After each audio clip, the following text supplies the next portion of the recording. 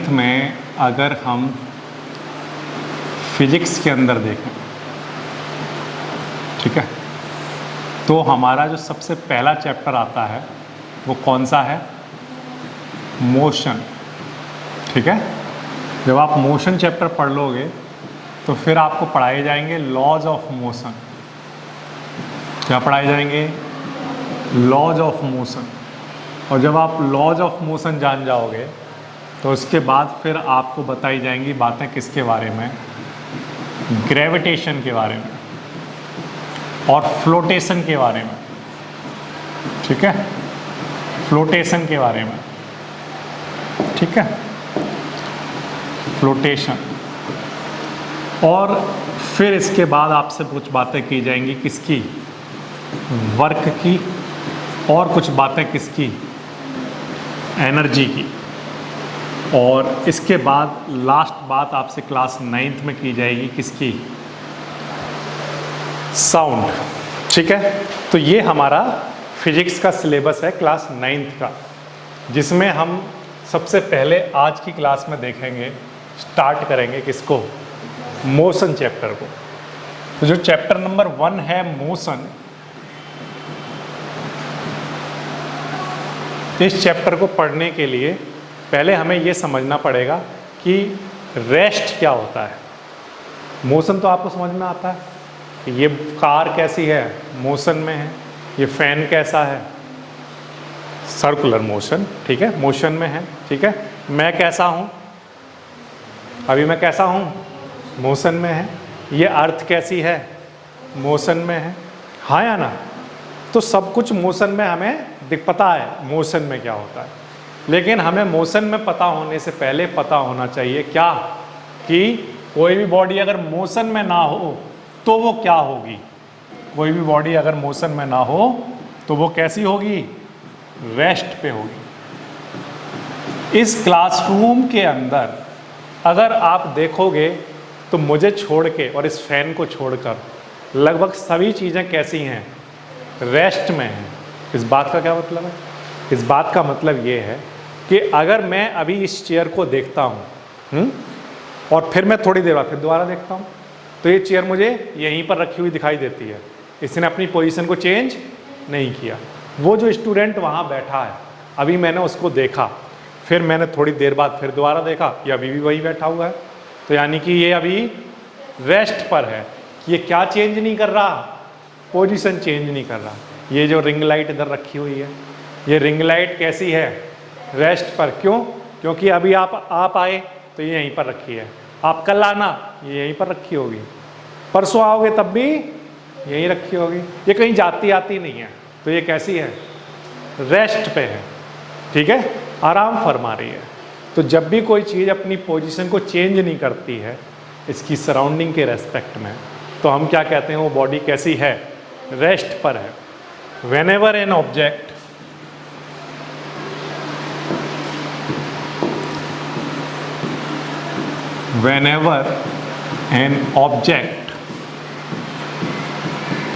does not change its position,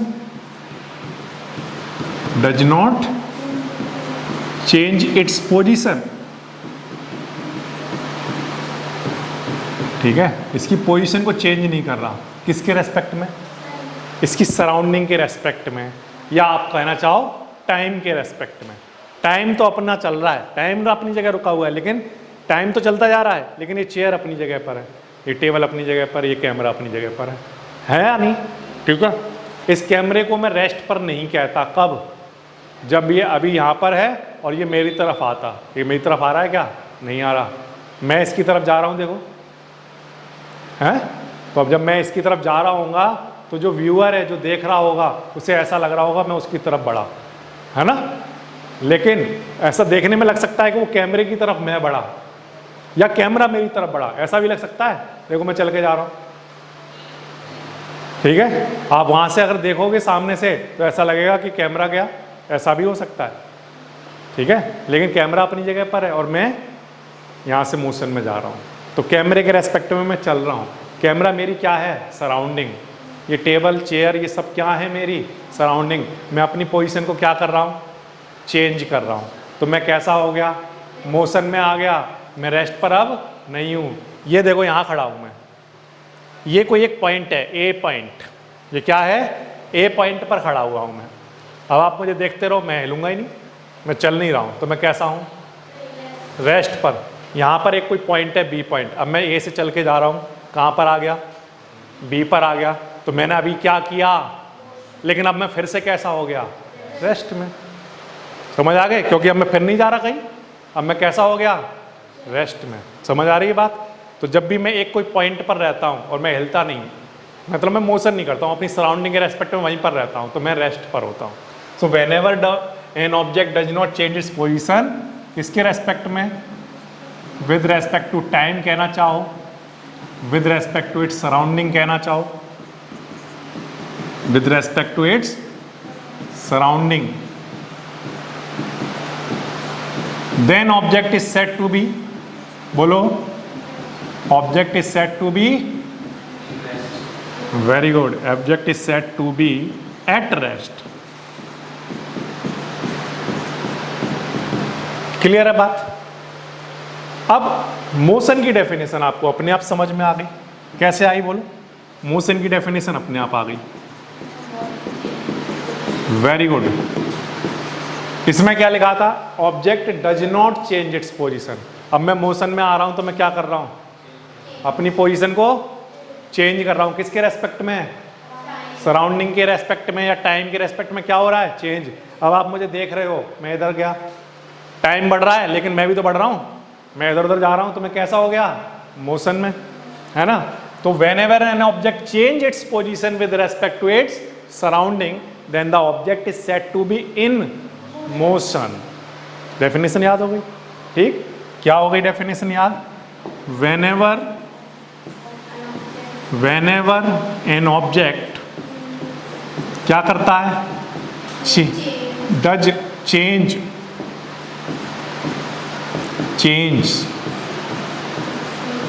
किसको, its position, किसके respect में, with respect to its surrounding, then object is said to be in,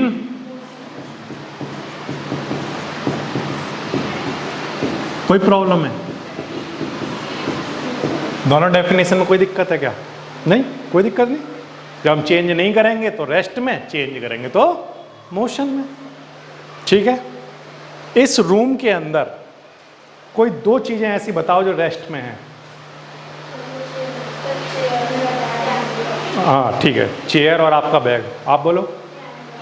camera, light, ये सारी लाइटें, और ये फैन तो चल नहीं रहा, ये भी कैसा है, रेस्ट में, ठीक है। इस रूम में कोई ऐसी चीज है जो मोशन में है, मैं मोशन में हूँ, ठीक है। और ये वाला फैन और ये वाला पेज भी उड़ रहा है इसका, ये कह रहा है ये भी मोशन में, क्योंकि ये क्या कर रहा है, पोजीशन चेंज कर रहा है ना, मोशन में है, ठीक है। ओके, यहाँ तक कोई दिक्कत नहीं, आगे बढ़े।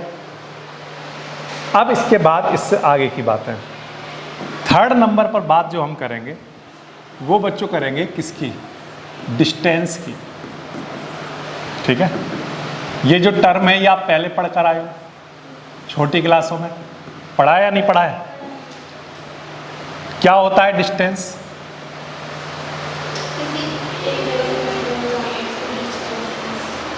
किसी एक जगह से दूसरी जगह के बीच को जाने को डिस्टेंस कहते हैं।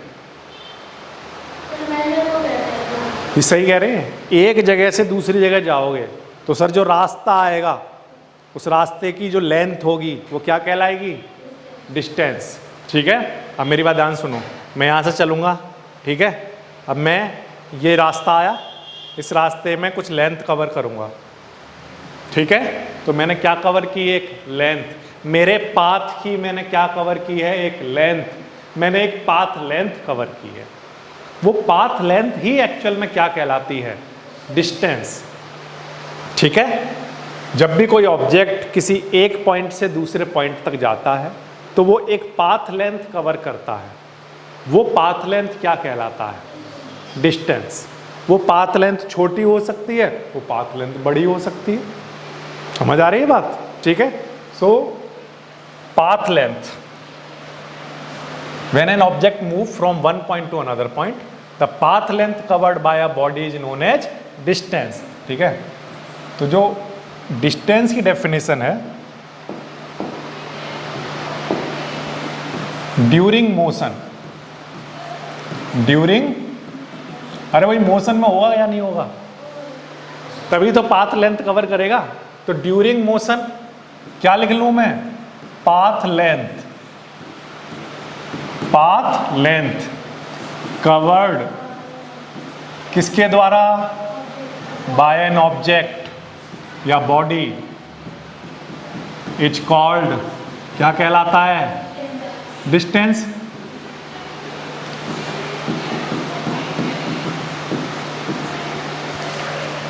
ड्यूरिंग मोशन जब मैंने लिखा है तो मैं ये कह रहा हूं कि कोई बॉडी रेस्ट पर होती है तो क्या कोई डिस्टेंस कवर करती है? बोलो। नहीं करती है सर। डिस्टेंस वहां पर कोई कवर नहीं की, मतलब डिस्टेंस जीरो हो गई। डिस्टेंस कितनी हो गई? जीरो हो गई। ठीक है। बट डिस्टेंस जो होती है उसका जो डिस्टेंस की जो वैल्यू है, जो एक्चुअल में मायने हैं, वो कोई ना कोई लेंथ कवर होगी, तभी हम कहेंगे कि वहाँ डिस्टेंस कवर हुई। जीरो डिस्टेंस का कोई मीनिंग नहीं है। तो जब भी कोई ऑब्जेक्ट रेस्ट पर है तो हम उसकी डिस्टेंस की बात नहीं करेंगे। अगर आप ये कहना चाहते हो कि वहाँ पर डिस्टेंस जीरो है, डिस्टेंस जीरो चली, तो वहाँ पर डिस्टेंस टर्म यूज नहीं होगा, कुछ और यूज होगा जो मैं आगे जाकर बताऊँगा। ठीक है। तो जब भी डिस्टेंस की बात होगी तो ऑब्जेक्ट हर हाल में कैसा आया होगा? मोशन में। ऑब्जेक्ट कैसा आया होगा? डिस्टेंस की बात जब होगी। और अगर रेस्ट पर है, ठीक है, तो वहाँ डिस्टेंस टर्म ना यूज करके डिस्प्लेसमेंट टर्म यूज करते हैं, जिसके बारे में हम आगे डिस्कस करेंगे। समझ आ रही है बात? Path length covered by a object is known as distance. It is denoted by, it is denoted by, बोलो, denoted by throughout the physics. जब तक आप फिजिक्स पढ़ोगे डिस्टेंस को किससे डिनोट करोगे? एस से डिनोट करोगे। ठीक है। और बच्चों इसकी जो यूनिट होगी, इट्स एसआई यूनिट, बोलो, metre. Its SI unit is metre, और इसे एम से डिनोट करोगे। ठीक है, कोई दिक्कत नहीं, क्लियर है बात? डिस्टेंस की यूनिट क्या होती है? मीटर। ठीक है। और it is a scalar quantity, it is it's a scalar quantity. Scalar, अब ये क्या होता है सर? स्केलर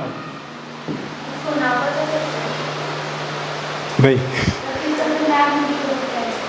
हाँ, स्केलर क्वांटिटी क्या होती है? देखो ये अब मैं आपको थोड़ा सा, क्योंकि स्केलर टर्म यूज हुआ है तो मैं आपको पहले से ही बता देता हूँ कि स्केलर और वेक्टर होते क्या हैं। दो तरह की चीज़ें होती हैं इस दुनिया में। एक होती है स्केलर, दो तरह की फिजिकल क्वांटिटी होती हैं, एक होती है स्केलर और दूसरी क्या होती हैं? वेक्टर क्वांटिटी होती हैं। अब स्केलर क्वांटिटी कौन सी होती हैं? ऐसी फिजिकल क्वांटिटी जिनको एक्सप्लेन करने के लिए, जिनको समझाने के लिए सिर्फ और सिर्फ नंबर्स बता दो तो काफ़ी है, जिनके लिए सिर्फ मैग्नीट्यूड की ज़रूरत होती है। किसकी ज़रूरत होती है? अब ये मैग्नीट्यूड क्या होता है सर? देखो, जैसे मान लो कहीं पर लिखा हुआ है 5 मीटर, क्या लिखा हुआ है? 5 मीटर, 5 मीटर। अब ये जो 5 लिखा हुआ है ना, 5, ये है क्या? मैग्नीट्यूड। और ये 5, ये मीटर जो लिखा हुआ है, ये क्या है सर? ये है इसकी यूनिट। किसकी? डिस्टेंस की। किसकी? डिस्टेंस की ये यूनिट है। और ये नंबर क्या बता रहा है कि कितने मीटर चला। मैं कहूँ मैं डिस्टेंस चला, तो कितनी डिस्टेंस चले सर? तो मैग्नीट्यूड तो बताओगे। तो अगर मैं कहूँ 2 मीटर चला तो आपको अंदाजा लग जाएगा, अच्छा ये 2 मीटर चले। लेकिन एक बात ध्यान रखना बच्चों, क्या कि मैंने कहा मैंने सबसे पहले तो आपको बोला मैं डिस्टेंस चला, तो आपको कोई बात समझ आई? तो अब आप क्या सोच रहे होगे? डिस्टेंस चले तो एक बच्चा तो सोचेगा अच्छा 100 किलोमीटर गए होंगे, कोई दूसरा बच्चा सोचेगा 1 मीटर चले होंगे, कोई बच्चा बोला कि बाहर वाली क्लास में गए होंगे, हाँ या ना। तो सब अलग अलग डिस्टेंस सोचेंगे, तो सब एक ही बात सोचें, इसके लिए मुझे क्या करना पड़ेगा, एक नंबर देना पड़ेगा उन्हें। अब मैं सब बच्चों को एक नंबर दे रहा हूँ, मैंने 5 मीटर चला, मैं 5 मीटर चला। अब सब बच्चे एक ही बात सोच रहे हैं, 5 मीटर, अच्छा ज़्यादा दूर नहीं गए, यहीं तक गए। सब क्या सोच रहे हैं, 5 मीटर। और जब मैं ये कहता हूँ सिर्फ मैंने डिस्टेंस चली, तो सब बच्चे क्या सोच रहे थे, कोई 100 मीटर सोच रहा था, कोई 10 मीटर सोच रहा था, कोई 5 मीटर सोच रहा था, हाँ या ना। अब मैंने इसीलिए किसकी ज़रूरत पड़ी कि सारे बच्चे एक जैसी बात सोचे कि सर कितना चले, 5 मीटर। समझ आ गई बात, कोई दिक्कत वाली बात नहीं है। लेकिन 5 मीटर किधर चले, इधर चले 5 मीटर, किधर चले 5 मीटर, किधर चले 5 मीटर के पीछे गए 5 मीटर, किधर गए, सोच सकते हो क्या आप, नहीं। लेकिन अगर मैं ये कह दूं कि मैं 5 मीटर चला इन नॉर्थ डायरेक्शन, 5 मीटर चला इन, अब ये नॉर्थ है इधर, ठीक है, इधर नॉर्थ है, तो आप समझ जाओगे अच्छा सर 5 मीटर चले होंगे। ये बात आपको कोई और भी बताए, यहाँ क्लास में मैंने नहीं बताई, आपको इस बच्चे ने बताया कल सर ट्यूशन में जब पढ़ा रहे थे तो पढ़ाते वक्त कितना चले, 5 मीटर इन नॉर्थ डायरेक्शन। तो आप अंदाज लगा लो घर पे बैठे बैठे, अच्छा सर उधर वाली दीवार की तरफ जा रहे होंगे, हाँ या ना। अब बात पूरी समझ में आ गई, आप यहाँ पर हो या नहीं हो। अगर आपको ये बोल दिया जाए मैं 5 मीटर चला था नॉर्थ में, तो आप इधर सोचोगे। अगर कोई बच्चा बोला कल सर 5 मीटर चले थे साउथ में, तो इधर सोच रहे होंगे, घर पे बैठ के ही इधर चले होंगे। सर समझ में आ रही बात, क्लियर है बात। तो इसका मतलब ये है कि जब हम किसी भी फिजिकल क्वांटिटी को बताते हैं तो बताते वक्त दो चीज़ों की ज़रूरत पड़ती है। एक तो मैग्नीट्यूड की ज़रूरत क्यों थी, क्योंकि अगर सर नहीं बताओ तो सब बच्चे अलग अलग डिस्टेंस सोचेंगे कि आप कितना चले, पता नहीं कोई सोचेगा 100 मीटर, कोई सोचेगा 10 मीटर, तो इसलिए उन्हें फिक्स कर दो कितना। अब जब 5 मीटर बता दी तब भी एक प्रॉब्लम थी, क्या, एक बच्चा सोच रहा वो इधर गए 5 मीटर, एक सोच रहा है इधर गए 5 मीटर, एक सोच रहा है इधर गए, हाँ या ना। तो अगर उन्हें डायरेक्शन भी दे दो तो अब सब बच्चे इमेजिन कर पा रहे हैं किधर गए, क्लियर बात। तो अगर मैं कुछ फिजिकल क्वांटिटी ऐसी होती हैं जिनमें डायरेक्शन बताने की ज़रूरत नहीं है, सिर्फ किससे काम चल जाएगा, 5 मीटर। अब मेरी बात ध्यान सुनो, 5 मीटर जैसे मैंने ये बताया, इसी तरह से एक एग्जांपल सुनो। आप मुझसे टाइम पूछो कितने बज गए, तो मैंने कहा अभी हो रहे हैं 7 PM। अभी टाइम कितना हो रहा है, 7 PM। या मैं ये कहूँ 7 PM हो रहे हैं नॉर्थ डायरेक्शन में। आपको दोनों में से कौन सी बात ज़्यादा समझ में आ रही है, 7 PM बज रहे हैं अभी, ये टाइम हो रहा है, या 7 PM इन नॉर्थ डायरेक्शन। 7 PM मैंने बताया, आप पूरी बात समझ गए कि आधी समझे, सर पूरी समझ गए। 7 PM हमें पता है घड़ी में कैसे बजते हैं 7 PM, तो आपको पूरी बात समझ में आ गई। इस बात का कोई मीनिंग है इसमें कि नॉर्थ में बज रहे हैं, ईस्ट में बज रहे हैं, उस बात से क्या लेना देना है, टाइम तो टाइम है, तो 7 PM तो हमें पता है, तो पूरी बात बता दी। तो यानी कि किसी भी फिजिकल क्वांटिटी का कंप्लीट डिस्क्रिप्शन करने के लिए अगर सिर्फ मैग्नीट्यूड की ज़रूरत पड़े तो वो जो क्वांटिटी होती है वो क्या कहलाती है, स्केलर क्वांटिटी। ठीक है, बात आ रही है समझ में। मान लो आपकी मम्मी ने कहा कि जाओ शॉप से 5 लीटर दूध ले आओ, 5 लीटर दूध, तो आप गए वहाँ से दुकान वाले को ये बोलोगे क्या, 5 लीटर दूध दे दो इन नॉर्थ डायरेक्शन, ऐसा बोलोगे क्या, या ये बोलोगे 5 kg शुगर दे दो इन ईस्ट डायरेक्शन, क्या बोलोगे, अरे 5 kg शुगर दे दो, तो वो समझ जाएगा शुगर ही देगा या कुछ और दे देगा, 5 kg शुगर इतना काफ़ी है। तो इसका मतलब आप जो मास बता रहे हो वो मास कैसी क्वांटिटी है, कैसी क्वांटिटी है, जिसको सिर्फ क्या बता दो 5 kg in north in east, ये सब करने की ज़रूरत नहीं है, तो वो कैसी क्वांटिटी हुई, स्केलर। समझ आ रही है बात। तो इसका मतलब ये हो गया कि मास,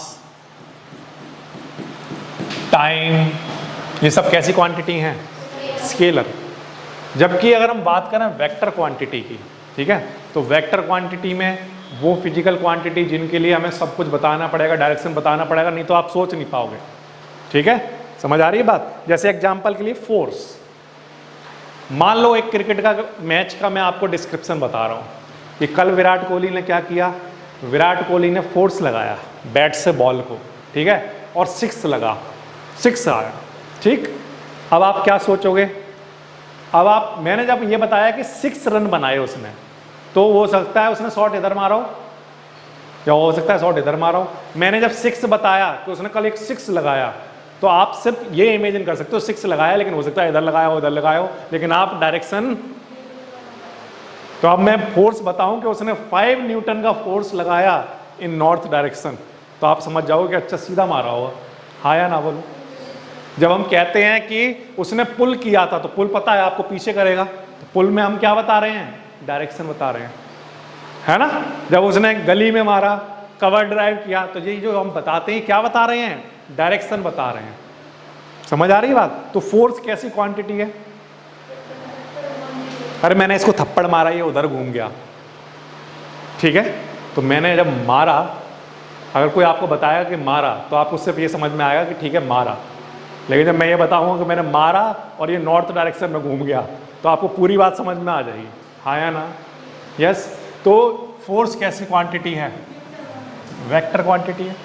समझ आ रही है बात? इसी तरह से बच्चों, अगर डिस्टेंस की बात करें, डिस्टेंस कैसी क्वांटिटी है? स्केलर। हम सिर्फ डिस्टेंस जब बोलते हैं तो हम सिर्फ 5 मीटर बताते हैं, ठीक है। जैसे कई बार आपसे कोई क्वेश्चन पूछा गया, तो आप जरूरी नहीं है डायरेक्शन बताते हो, ऐसा भी होता है। जैसे आपको पूछा गया भाई जीएस क्लासेस तुम्हारे घर से कितनी दूर है, तो आपने कहा हमारे घर से कुछ है 500 मीटर। कितना? 500 मीटर आपने बताया।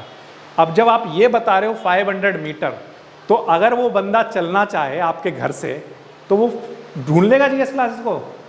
ढूंढ तो लेगा, लेकिन थोड़ी सी मुश्किल होगी, पूछना पड़ेगा उसे। क्यों? क्योंकि 500 मीटर आपके घर से इधर चलेगा, उधर ढूंढ के आया, उधर नहीं मिली, फिर इधर ढूंढ के आएगा, फिर इधर ढूंढेगा, सब जगह ढूंढेगा, तब जाकर कहीं मिलेगा, ठीक है। लेकिन अगर आपने ये कह दिया मेरे घर से 500 मीटर चलना नॉर्थ, फिर 200 मीटर चलना साउथ, और फिर 300 मीटर चल लेना कितना, या 200 मीटर चल लेना कितना, वेस्ट, ऐसा कुछ बता दिया। अब आप क्या बता रहे हो साथ में? डायरेक्शन। तो अब वो क्या करेगा? आपके घर से चलेगा, पहले नॉर्थ चलेगा, फिर साउथ चलेगा या वेस्ट चलेगा, जो भी आपने डायरेक्शन बताई है उसके अकॉर्डिंग चलेगा, और वो पहुंच जाएगा जीएस क्लासेस पर। बात आ रही समझ में? तो इसका मतलब ये है कि कई बार तो हम ये कहते हैं कि हमारे घर से 500 मीटर है, तो मतलब हम क्या बता रहे हैं? क्योंकि हम क्या नहीं बता रहे? डायरेक्शन नहीं बता रहे, हम सिर्फ मैग्नीट्यूड बता रहे हैं। और जब हम ये कहते हैं कि 500 मीटर है इन नॉर्थ डायरेक्शन, तब हम डिस्टेंस नहीं कह रहे हैं, तब हम क्या बता रहे हैं? डिस्प्लेसमेंट। तब हम क्या बता रहे होते हैं? डिस्प्लेसमेंट। तो distance with direction, distance he direction के साथ क्या कहलाती है? बिल्कुल सिंपल सी बात याद रखो। अगर कोई पूछे डिस्प्लेसमेंट क्या होता है, तो displacement is nothing but distance with direction. Displacement क्या होता है? डिस्टेंस विद, बस इतनी सी बात है। समझ आ गई बात? ठीक। तो अब आपको स्केलर वेक्टर क्लियर हो रहा है। तो मैंने कहा कि डिस्टेंस स्केलर क्वांटिटी है, तो इस बात का मतलब कि इसका सिर्फ क्या बताया जाता है? मैग्नीट्यूड। क्लियर हो गई बात? अच्छा, अब दूसरी चीज आती है बच्चों, क्या दूसरी चीज आया करती है इसी के साथ, जो पढ़ लेनी चाहिए हमें, वो है डिस्प्लेसमेंट।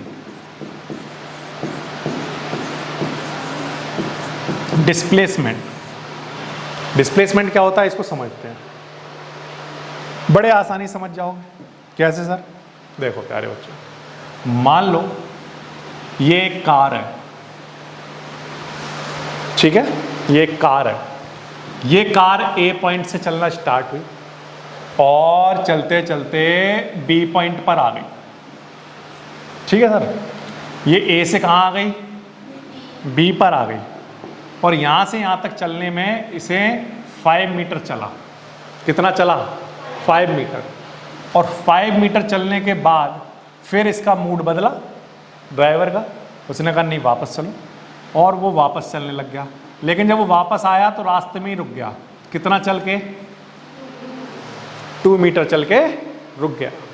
ये गोलू चला रहा था वो गाड़ी, ये गया चला के 5 मीटर, रास्ते में इसका मूड बदला कि नहीं वापस जा रहा हूँ, फिर रास्ते में आ गया, फिर रुक गया, फिर इसका मन कर रहा है नहीं वापस चला जाता हूँ, तो ये फिर वापस जा रहा है, तो ये फिर वापस गया।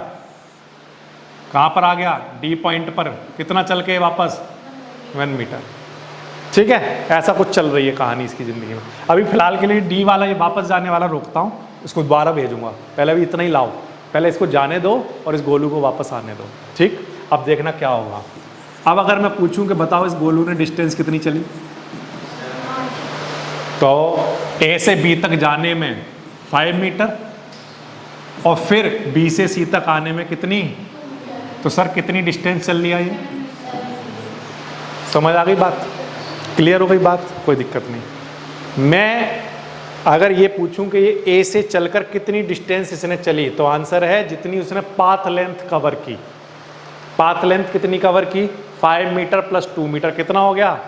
7 मीटर, ठीक है। अब अगर मैं किसी बच्चे से पूछूं कि डिस्प्लेसमेंट कितना किया, डिस्प्लेसमेंट, तो डिस्प्लेसमेंट एक्चुअल में क्या होता है, जहां से मैं चला वहां से अब वो इंसान कितनी दूर है, वो ऑब्जेक्ट अब कितनी दूर है, मुझे सिर्फ वो देखना है। वो कहाँ से घूम के आ रहा है मुझे कोई लेना देना नहीं है, मुझे किस बात से लेना देना है कि वो चला कहाँ से, तो चला यहाँ से, तो ये इसका क्या हो गया? इनिशियल पॉइंट, इनिशियल पोजीशन या इनिशियल पॉइंट कह दो, इनिशियल पोजीशन ये है। अब ये कहीं भी लंदन पेरिस घूम घाम के आया, लेकिन लास्ट में कहाँ दिखाई दे रहा है, तो ये इसकी क्या हो गई? Final position. अब मुझसे अगर आप डिस्प्लेसमेंट पूछोगे तो मैं तो ये देखूंगा कि इनिशियल पोजीशन क्या है और इनिशियल पोजीशन के बाद वो फाइनली कहाँ पर दिखाई दे रहा है, तो मेरे से उसकी डिस्टेंस कितनी है, मैं तो सिर्फ ये देखूंगा। यानी कि डिस्प्लेसमेंट क्या होता है? इनिशियल और फाइनल पोजीशन के बीच की distance. What is the displacement? Answer, it is the shortest distance between initial and final position. अब इनिशियल और फाइनल पोजीशन के बीच में शॉर्टेस्ट डिस्टेंस का क्या मतलब है सर? भाई देखो, इनिशियल पोजीशन क्या है? ए। फाइनल पोजीशन क्या है? तो ए से सी तक जाने में एक डिस्टेंस तो ये भी हो सकती है, लेकिन अगर मैं कहूँ इसका छोटा रास्ता बताना तो वो क्या है? ए से ये डायरेक्टली यहाँ तक, आया ना भाई? ऐसा घूम के आने की जगह शॉर्टेस्ट तो ये हुआ ना, तो शॉर्टेस्ट डिस्टेंस बताओ ये कितनी हुई? तो ये 5 मीटर है और वापस कितना आया था? 2 मीटर। तो 5 में से 2 हटा दो, देख कितनी मीटर बच गई? 3 मीटर। तो डिस्प्लेसमेंट बताओ कितना हुआ? 3 मीटर। इनिशियल और फाइनल पोजीशन के बीच की जो डिस्टेंस होती है, that is called what? Displacement. What is the displacement? It is the shortest distance between initial and final position. समझ आ रही है बात? तो इसलिए हमारा जो डिस्प्लेसमेंट का आंसर आएगा वो कितना? ठीक है, क्लियर है बात? It is the shortest distance. Shortest क्या डिस्टेंस ही है ये, कहाँ पर? Between initial and final position.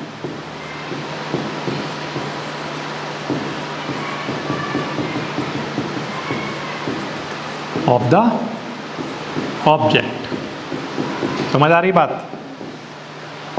It is denoted by, बोलो बोलो, अरे ये क्या है? और डिस्टेंस को किससे डिनोट करते हैं? डिस्प्लेसमेंट कुछ नहीं है, डिस्टेंस ही है, बट उसमें क्या किसकी बातें होने लग जाती हैं? डायरेक्शन की, बस इतनी सी बात है, ठीक है। और इसकी एसआई यूनिट, एसआई यूनिट बोलो, जितनी डिस्टेंस की हो, भाई ये डिस्टेंस है तो जो यूनिट भी तो उसी की होगी, तो इसकी एसआई यूनिट क्या हो गई? मीटर, ठीक है। और ये कैसी क्वांटिटी है? It's a vector quantity.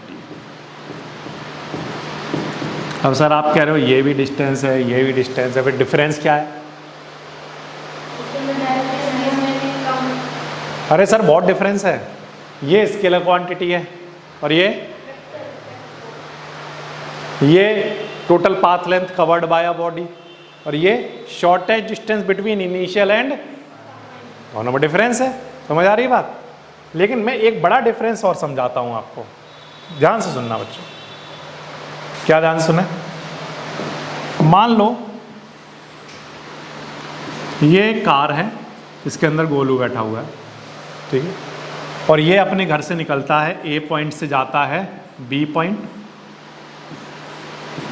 वहाँ रुकता है, कुछ खाता पीता है, फिर आगे बढ़ता है, फिर सी पॉइंट पे पहुंच जाता है अपनी नानी के घर। वहाँ से ये वापस आता है, ठीक है, कहाँ पर? अपने घर। कहाँ वापस आ जाता है? अपने घर वापस आ जाता है, ठीक है। कोई दिक्कत वाली बात नहीं है, ठीक है। ये यहाँ से यहाँ तक जाने में उसे 2 मीटर, यहाँ से यहाँ तक जाने में 3 मीटर लिए। अब आप बताओ कि गोलू ने पूरी डिस्टेंस कितनी कवर की टोटल? तो 2 मीटर इधर गया, फिर 3 मीटर नानी के घर, फिर 5 मीटर वापस आया। टोटल आया ना 5 मीटर। तो टोटल कितनी चल गया? इतनी डिस्टेंस उसने कवर कर ली, ठीक है। अब अगर मैं पूछूं बच्चा डिस्प्लेसमेंट बताओ कितना, डिस्प्लेसमेंट बताओ इस गोलू ने कितना किया? तो बिल्कुल आसान सी बात है सर। ये देखो सर, इनिशियल पोजीशन क्या है? इनिशियल पोजीशन ए है, ठीक है। और जब वो लौट के आया तो ये फाइनल पोजीशन भी इसकी क्या है? घर से गया और घर ही वापस आ गया, घर से गया और घर वापस आ गया। तो इनिशियल पोजीशन भी यही है। और अब फाइनली वो कहाँ दिखाई दे रहा है? यहीं पर। तो इनिशियल और फाइनल पोजीशन दोनों सेम है। और इनिशियल और फाइनल पोजीशन के बीच की डिस्टेंस यहाँ पर कितनी है? कुछ जीरो ही, कोई डिस्टेंस ही नहीं है। एक पॉइंट की अपने आप से डिस्टेंस कितनी होगी? 0। तो इसलिए डिस्प्लेसमेंट कितना हो गया? समझ आ गई बात? Displacement is 0। क्लियर? अब आप एक चीज समझो, डिस्प्लेसमेंट का आंसर पॉजिटिव आया था यहाँ पर 0 आया, ठीक है। अब डिस्टेंस का आंसर आप देखो, यहाँ पर भी पॉजिटिव आया था, यहाँ पर भी पॉजिटिव आया।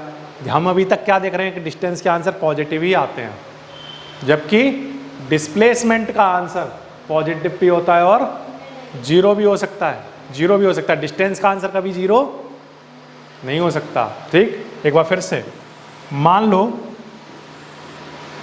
ये जो गोलू है ये अपनी कार लेकर निकला, ठीक है।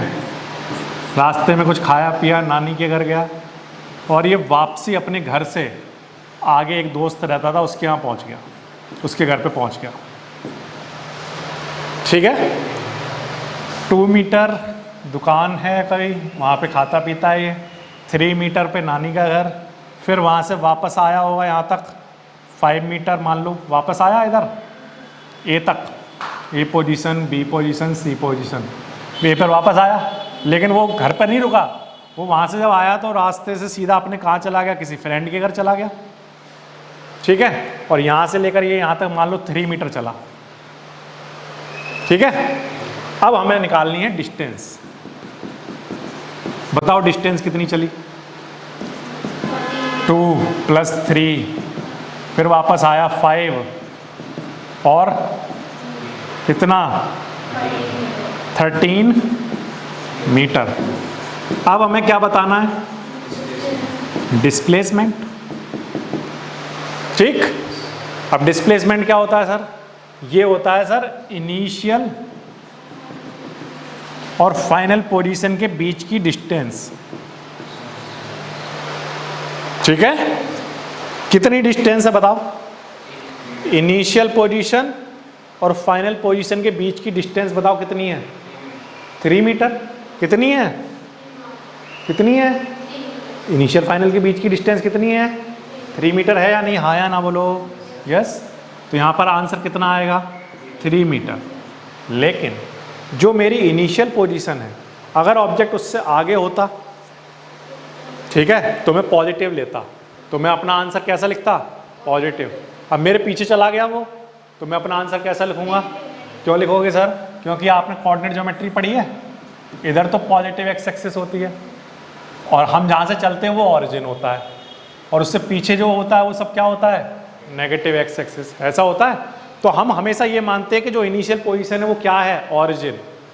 ऑरिजिन से आगे जाओगे तो पॉजिटिव डिस्टेंस है, पीछे जाओगे तो नेगेटिव। नेगेटिव, ये नेगेटिव अब किसको दिखा रहा है? ये नेगेटिव ये दिखा रहा है कि जो इनिशियल पोजीशन थी उससे अब फाइनल पोजीशन किधर है? पीछे किधर? इधर। इधर ये क्या है? Left hand. किधर, लेफ्ट हैंड, कि जो हमारी इनिशियल पोजीशन थी उससे फाइनल पोजीशन किधर है, लेफ्ट हैंड पर है। समझ आ गई बात, क्लियर है बात, ठीक है। तो अब डिस्प्लेसमेंट कितना आया, देखो डिस्प्लेसमेंट में से ये जो 3 मीटर है ये डिस्टेंस है, और ये जो नेगेटिव वाला साइन है वो डायरेक्शन बता रहा है। अगर मैं ये माइनस ना लगाऊं तो आप क्या सोचोगे, 3 मीटर आगे, और मैंने माइनस लगा दिया तो आपको समझ में आ जाएगा अच्छा 3 मीटर इधर रहा होगा इनिशियल पोजीशन से। तो नेगेटिव का साइन किसको दिखा रहा है, डायरेक्शन। समझ आ रही है बात, ठीक है। तो आप अगर ध्यान से देखो तो जो डिस्प्लेसमेंट के आंसर हैं वो पॉजिटिव हैं, 0 हैं और नेगेटिव भी हैं, जबकि डिस्टेंस के आंसर सारे कैसे होते हैं, ऑलवेज पॉजिटिव सारे answer. So what is the difference between distance and displacement, answer है distance can't be 0 negative, it always positive.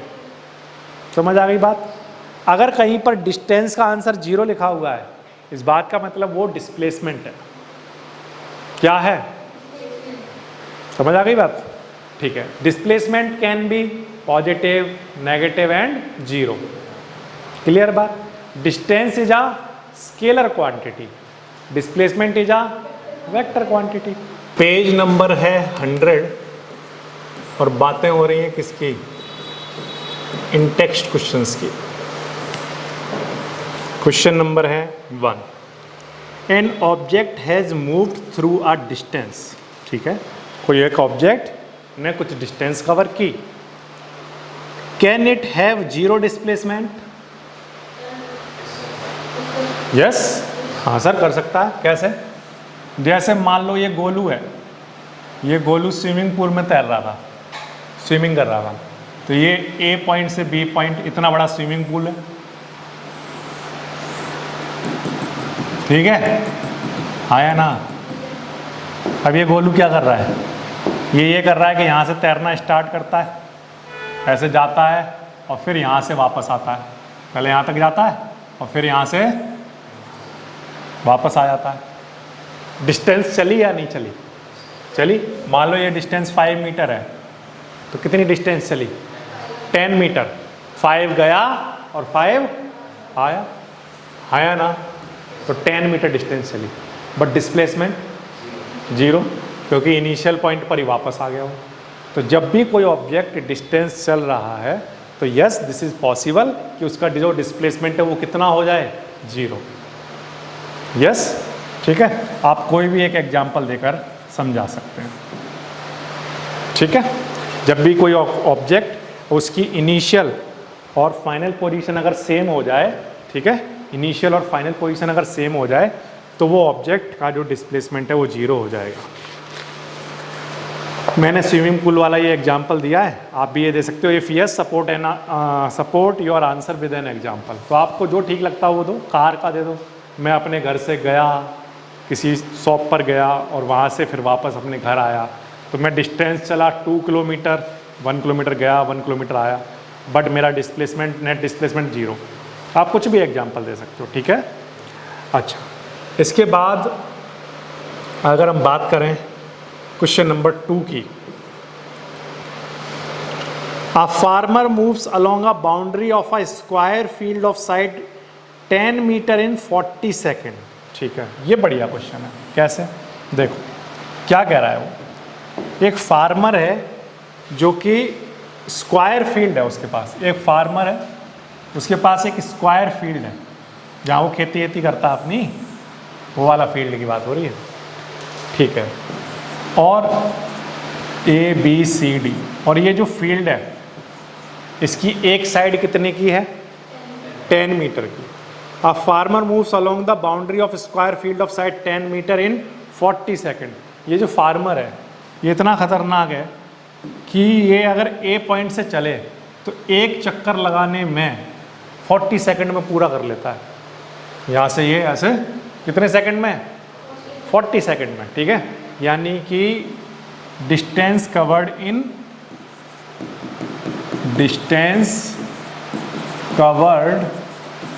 In 1 revolution, कितना नहीं सॉरी, डिस्टेंस तो हमें निकालनी होगी, इसमें टाइम दे रखा है, टाइम टेकन, बल्कि मुझे क्या लिखना चाहिए यहाँ पर, time taken in one round, ऐसे लिखता हूँ, इन टाइम टेकन इन, एक चक्कर लगाने में कितना लेता है, 40 सेकेंड, ठीक है, 40 सेकेंड लेता। What will be the magnitude of displacement of the farmer at the end of 2 minute 20 second from is initial position, ठीक है, कितने मिनट चला, अगर वो 2 मिनट और कितने सेकेंड, 20 सेकेंड चले, तो बताओ उसकी पोजीशन क्या होगी, उसकी कितना डिस्टेंस चल दिया होगा, कितना डिस्प्लेसमेंट चल दिया होगा, ये सब बातें बतानी है। अब बच्चों ध्यान सुनो, क्वेश्चन है क्या, पहले क्वेश्चन को समझेंगे फिर आंसर करेंगे।